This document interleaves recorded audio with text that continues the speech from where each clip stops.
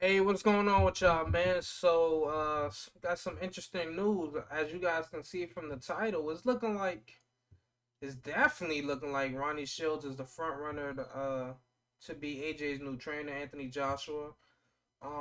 He's been on a little, I guess you could say, U.S. world tour right now of boxing gyms. Hold on, what's this? Oh crap! I still was watching a YouTube video. I don't know why I didn't turn that off. But like I was saying, he's looking like he's been on a world tour looking for a boxing trainer in the U.S. Um, he stopped at Eddie. He stopped at Eddie Reynoso's gym, Canelo's gym, whatever you want to call it. He stopped there.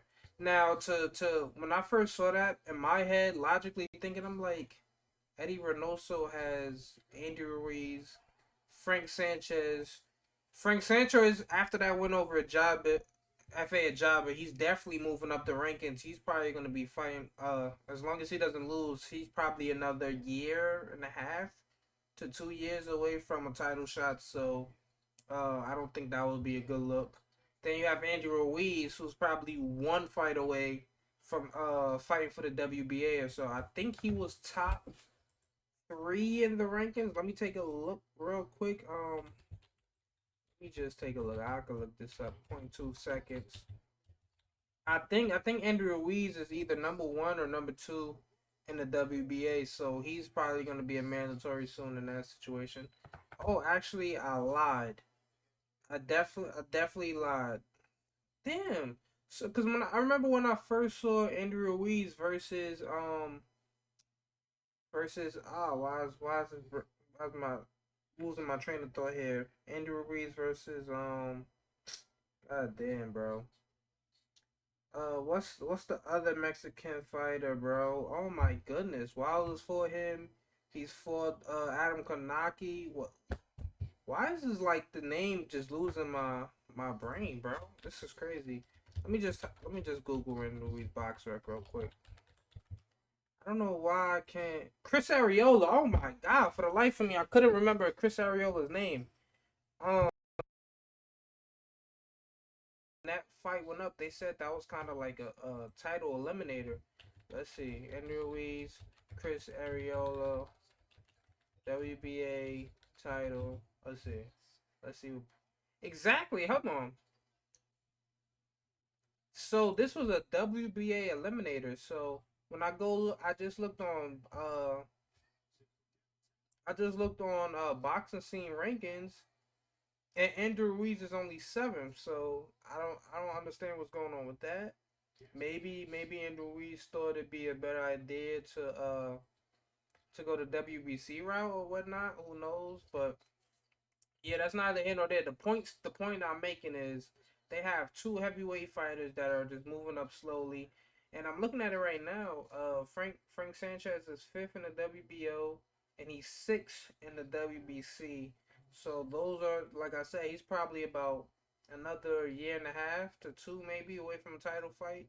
You know these mandatories don't be getting called too often, but don't get called as often as they should. But yeah, I don't think that's a good situation. And I just feel like I don't know I don't know Eddie Reynoso's track record as far as heavyweight fighters go. Like I feel like his style is more so for the lower divisions. Yeah, Frank Sanchez, he's a Cuban fighter, so it makes sense that he has like he's used to the movement and just pure boxing, like pure. He's just a pure boxer at the heavyweight division. And then you got Andrew Ruiz, who I don't think he looked that comfortable. Like I don't think he looked that comfortable in.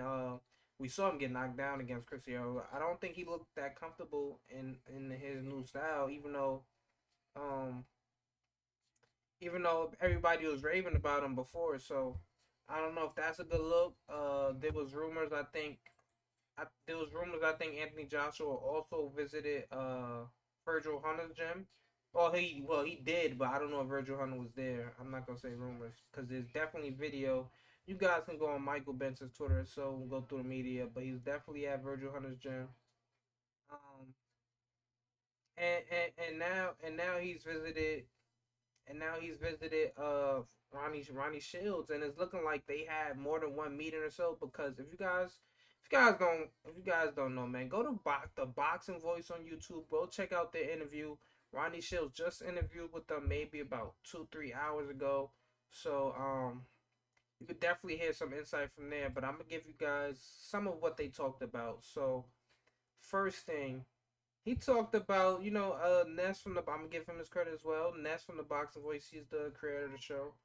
He talked to Ronnie Shields about, can you necessarily teach a fighter, because Ness felt like, and a lot of people felt like, you're a heavyweight, you're 6'6", 250, going up against Usyk, who's a way undersized heavyweight. You should have been bullying him around the ring. You shouldn't have been trying to outbox him. Ronnie Shields definitely told Ness that he agreed. He told that to Anthony Joshua. You shouldn't have been trying to outbox Usyk when you're the bigger man. So maybe he's gonna instill that dog in him. But the point I was trying to make is he said that one of the first things him and AJ talked about, AJ brought it up to him, said, I know a lot of people don't think I'm a dog. I'm going to show them that next fight against Usyk, I just need you to make me the best dog possible, right? So he kind of addressed the the stigma of going around, of what's going around with him, because we've seen his last three fights. He's been trying to outbox everybody. Like, dog, you got the power, the speed. You don't need to be out there outboxing everybody, bro. Like, you're not going up against the Tyson Furies of the world where you might need to try to outbox him a little bit just because he's the rangier, longer, taller fighter. You're going against guys like Usyk, Pulev, um, Andy Ruiz, man.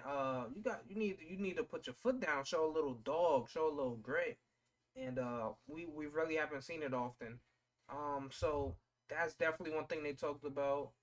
Another thing, what was I gonna get to? So it's looking like he's definitely leaving his main guy. What's the guy? Rob McCracken. But he is keeping along. He is keeping one of his assistant trainers, Angel Fernandez, right? So that's one guy that's gonna come along with him. And Ronnie Shields says if we were to work together, he has no problem with that. What's another thing? I'm doing this off the top of my head. I probably should have wrote notes, but what's one thing else? There was something very important too in that situation. Um, well, since I can't remember off the top of my head, I need to be more professional with this, right? But I do know he said Anthony Joshua spoke to Jamal and Jamal on Instagram, and these guys seemed, and when they came in the gym, it seemed to be like they was cool forever, like everything was normal. So the main thing they're just trying to get out right now, trying to figure out. They worked on a few pads. They worked on the pads a little bit. They're just trying to see if they gel and mesh together right now. That's the biggest thing for AJ, seeing, and Ronnie Shields, seeing if they gel. And maybe if they don't, he continues to go on looking for other trainers. And a guy that I like, who I think will bring out the best in AJ, I like Derek freaking James, man. I love Derek James to work with AJ, because he's a guy. He's not going.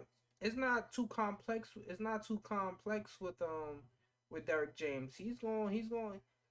If you notice, all of Derek James fighters, they work behind that jab.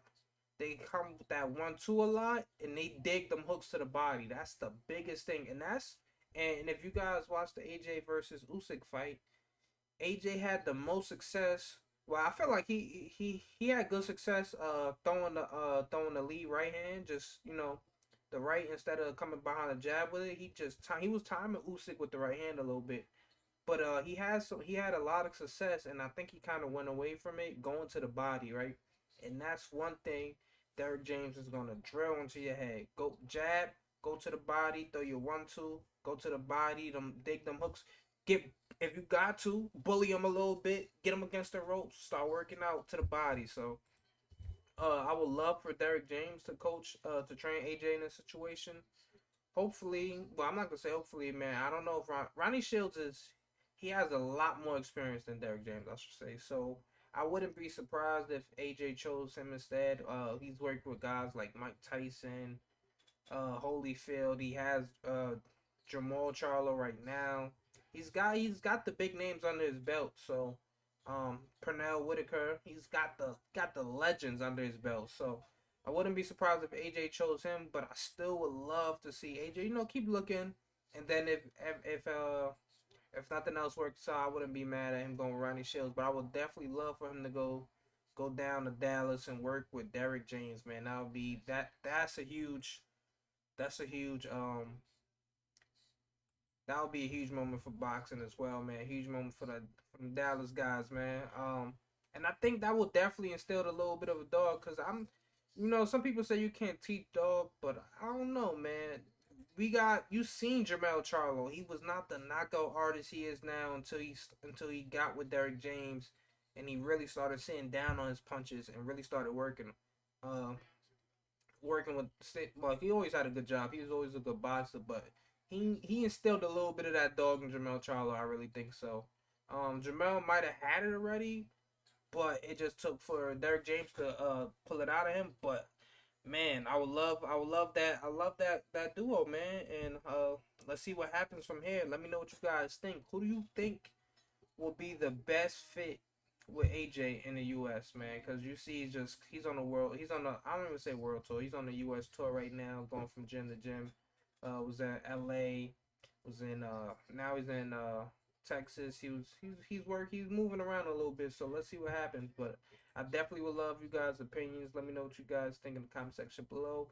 Don't forget to like, subscribe, do all that good stuff. I'm out, man. Peace.